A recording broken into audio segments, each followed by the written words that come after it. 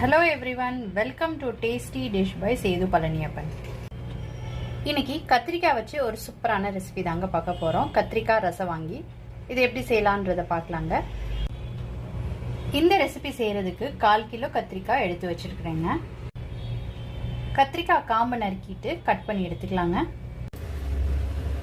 இந்த ரெசிபி செய்யறதுக்கு ஒரு சில பொருட்கள்லாம் வறுத்து எடுத்துக்க போறோங்க. அதுக்கு ஒரு கடாயில நல்லெண்ணெய் கொஞ்சம் விட்டுக்கிறேன்.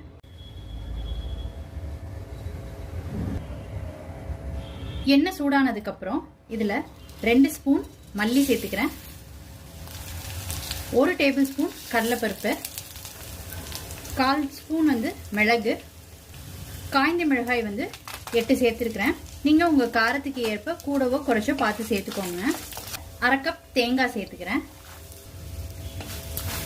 சேர்த்துக்கிட்டு இருக்க தேங்காவை நல்லா கோல்டன் ப்ரௌன் கலர்